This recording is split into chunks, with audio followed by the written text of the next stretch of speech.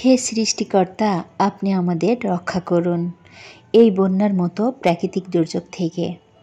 পানির অপর নাম জীবন, এই পানি আবার নিয়ে আসে মরণ। বন্যা যেন এক আতঙ্কের নাম। এই তো কয়েকদিন আগেই যে মাঠটা সবুজ ছিল, সেই মাঠটাই আজকে পানিতে থই থই করছে। না হচ্ছে খেলা, না যাচ্ছে বসা। এই সেদিনই তো রোদে গা পড়তেছিল, কে জানতো আজ এমন হবে। চারিদিকে তো পানি আর পানি, তারপরও এখানে শুধু খাওয়ার পানিটার অভাব। কি একটা পরিস্থিতি। প্রতিটি রাতের মতো সেই রাতটি এত সহজ ছিল না। সময় যতই যাচ্ছিল ততই যেন পানি বাড়ছিল, সাথে সাথে সমানুপাতিক হারে বাড়ছিল মৃত্যুর আশঙ্কা।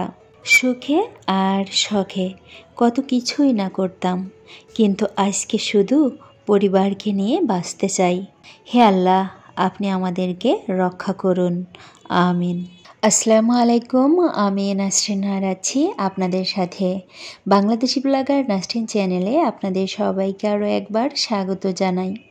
কাছে এবং দূরে, দেশ এবং দেশের বাইরে যে যেখানেই আছেন, জানি আমার দেশের মানুষ কেউই ভালো নাই। আসলে আমার দেশ যদি ভালো না থাকে তাহলে আমাদের ভালো থাকা কোনোভাবেই সম্ভব নয়। তারপরেও আল্লাহ আমাদেরকে যেভাবে রেখেছেন আমরা সবাই বলবো আলহামদুলিল্লাহ। আল্লাহ চাইলে এর থেকেও কঠিন বিপদের সম্মুখীন আমাদেরকে করতে পারতেন। আল্লাহ চাইলে আমাদের পুরো দেশটাই তো পানির নিচেই ডুবে যেতে পারত, কিন্তু আল্লাহ তো সেটা করেননি। আমরা যারা ভালো আছি, নিরাপদে আছি, তারা তো এই অসহায় মানুষের পাশে দাঁড়াতে পারছি।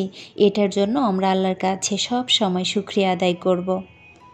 ফেসবুক এবং ইউটিউবে যখনই ঢুকছি তখনই শুধুমাত্র বন্যার্তদের আর্তনাদ, ছোট ছোট বাচ্চাদের অসহায় দৃষ্টিতে তাকিয়ে থাকা, মৃত লাশ এবং গবাদি পশু পাখি বন্যার পানিতে ভেসে যাওয়া, অন্তঃসত্ত্বা মহিলাদের আর্তনাদ।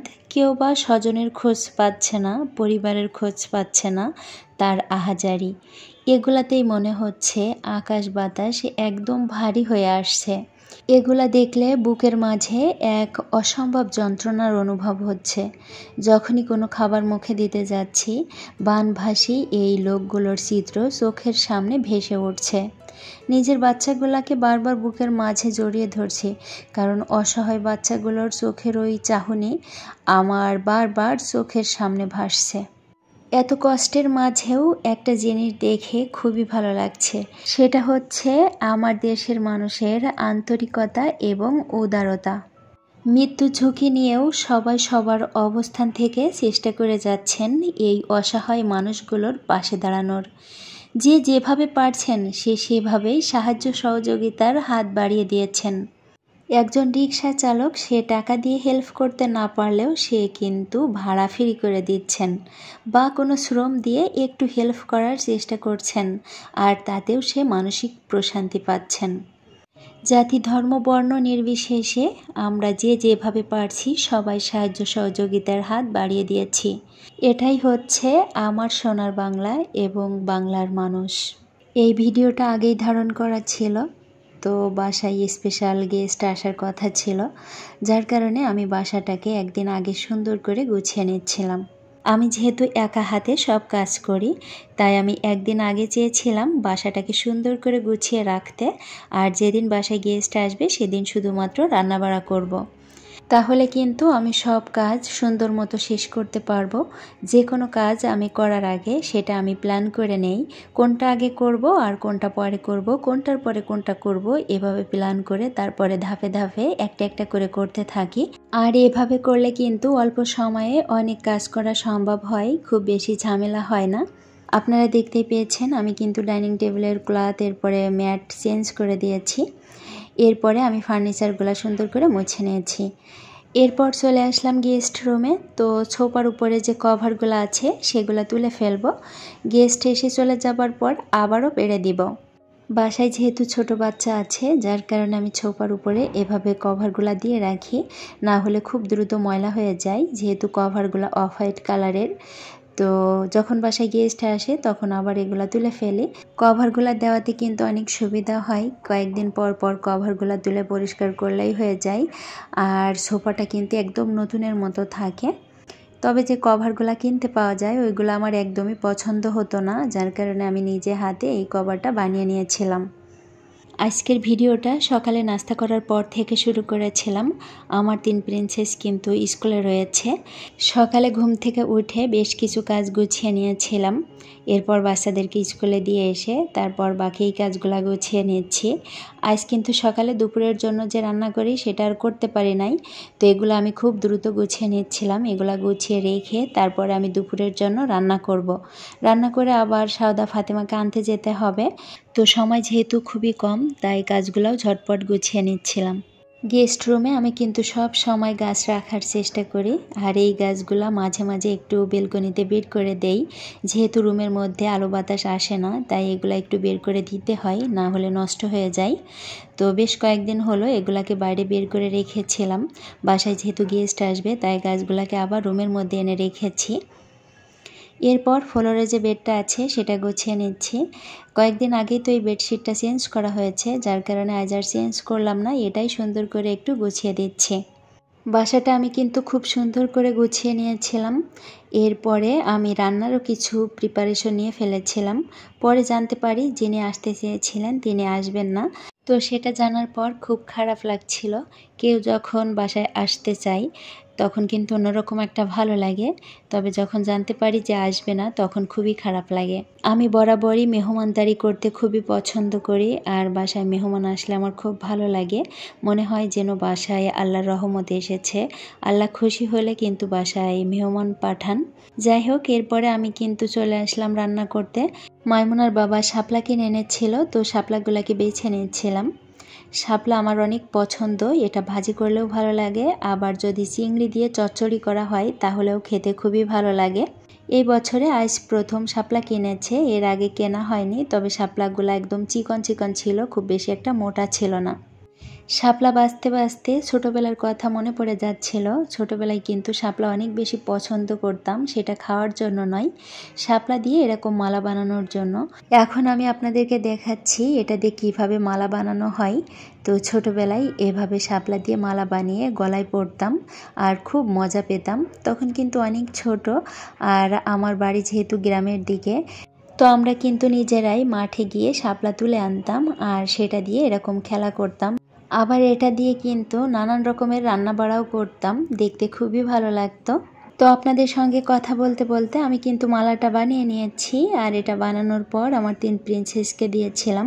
ওরা পেয়ে কিন্তু অনেক খুশি হয়েছিল।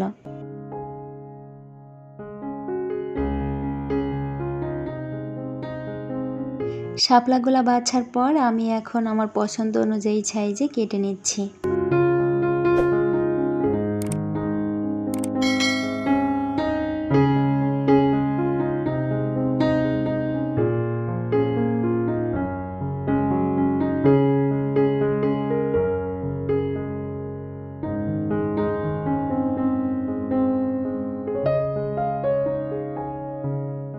কোটাকাটি শেষ করে এখন আমি রান্নাগুলা করে নিব। তো প্রথমে আমি মাছগুলা ভেজে নিব, আর এই সাইডে আমি চাল কুমড়ো ভাজিটাও বসিয়ে দিচ্ছি।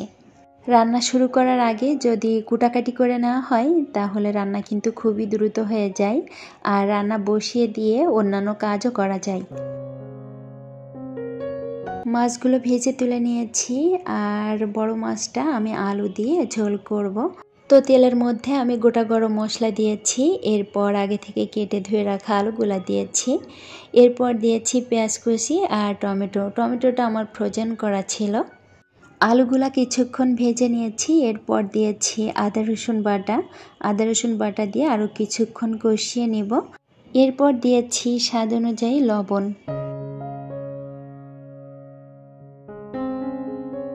এখন দিয়ে দিব গুঁড়া মশলাগুলা, হলুদের গুঁড়া, লাল মরিচের গুঁড়া, জিরার গুঁড়া আর ধনিয়ার গুঁড়া। এখন সামান্য একটু পানি দিয়ে আলুগুলাকে সুন্দর করে কষিয়ে নিব। এপাশে আমার ভাজিটা কিন্তু হয়ে গিয়েছিল, তো আমি নামিয়ে নিয়েছিলাম। এখন আমি বাকি রান্নাটা বসিয়ে দিব। আমরা টক রান্না করব, যার কারণে সরিষার তেলের মধ্যে দিয়ে দিচ্ছি গোটা সরিষা আর পাঁচফোড়ন। এখন দিয়ে দিচ্ছি আগে থেকে কেটে রাখা আমড়াগুলা। এ পর্যায়ে তেলের মধ্যে কিছুক্ষণ ভেজে নিব। আর এখানে আমি 2 রকমের সরিষা দিয়েছি, যে কোনো এক রকমের সরিষা দিলেই হয়, তবে আমার 2টা সরিষা একসঙ্গে মেশানো ছিল তাই আমি 2টাই দিয়েছি। এরপরে আমি স্বাদ অনুযায়ী লবণ আর পরিমাণ মতো হলুদের গুঁড়া দিয়েছিলাম। এরপরে আমি পরিমাণ মতো পানি দিয়েছি। এখন আমি আমড়াটাকে সেদ্ধ হতে দিব। এই সাইডে আমার আলুটা কিন্তু কষানো হয়ে গিয়েছে। তো এখন এটার মধ্যে ভেজে রাখা মাছগুলা দিয়ে আমি আরও কিছুক্ষণ কষিয়ে তারপরে ঝোল দিব।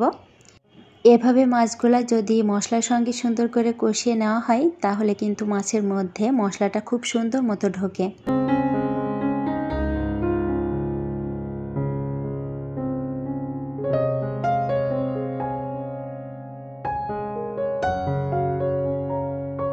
মাছগুলো দেওয়ার পর আমি একটু ঢেকে দিয়েছিলাম। তো সুন্দর মতো কষানোর পরে আমি এখন পরিমাণ মতো ঝোল দিচ্ছি।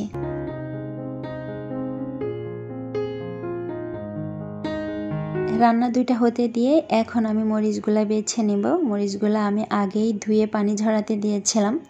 পানিটা পুরোপুরি ঝরেনি, তবে সময় খুব বেশি নাই, তাই এখনই আমি মরিচের বোঁটাটা ফেলে দিচ্ছি।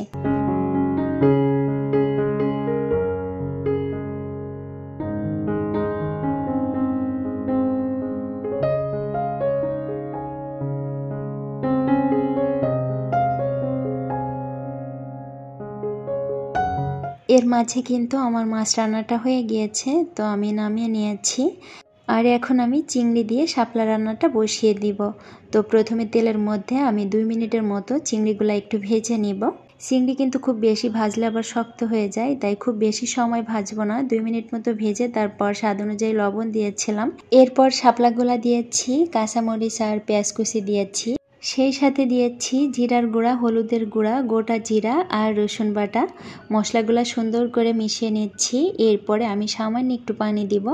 শাপলা কিন্তু নরম একটা সবজি, খুব দ্রুত সেদ্ধ হয়ে যায়, তাছাড়া এটা থেকে অনেকটা পানি ছাড়ে, যার কারণে আমি পানিটা খুবই কম দিয়েছি। এখন ঢাকনা দিয়ে ঢেকে এটাকে রান্না করে নিব। একদম ঝোল শুকিয়ে রান্না করব। এভাবে চিংড়ি দিয়ে শাপলা রান্না করলে খেতে খুবই ভালো লাগে। এই সাইডে আমড়াগুলা কিন্তু সেদ্ধ হয়ে গিয়েছে। এখন আমি এটার মধ্যে খুবই সামান্য পরিমাণে একটু খেজুরের গুড় দিয়েছি।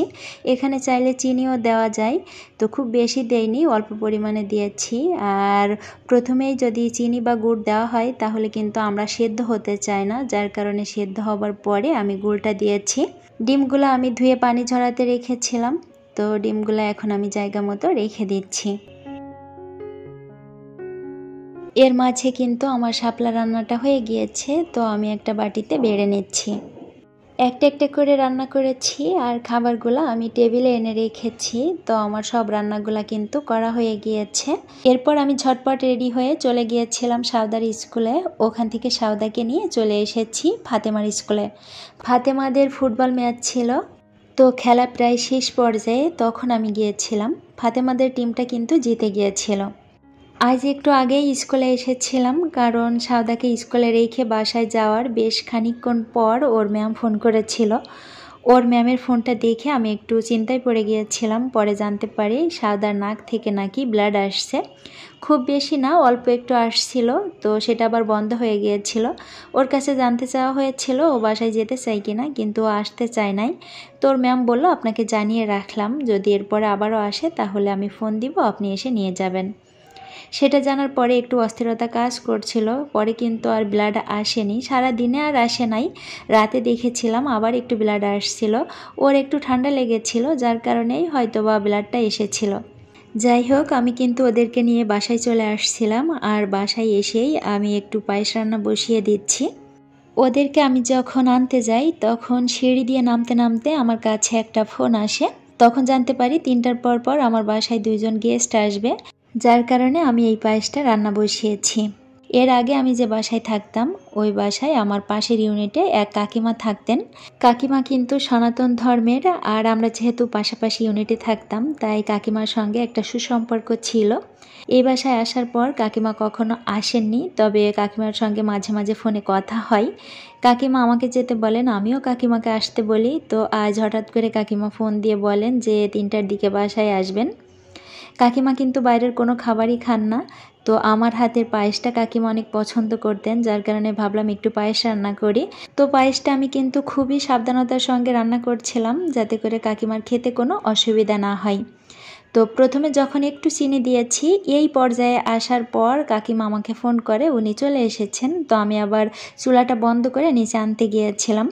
কাকিমা বাসায় আসার পর আমাকে আর কিছুই করতে দিবেন না, আমাকে এগুলো করতে দেখে খুবই রাগ করছিলেন। আর কাকিমা যেহেতু তেমন কিছুই খান না, তো যেগুলা পছন্দ করেন সেগুলাই আমি রাখার চেষ্টা করেছি।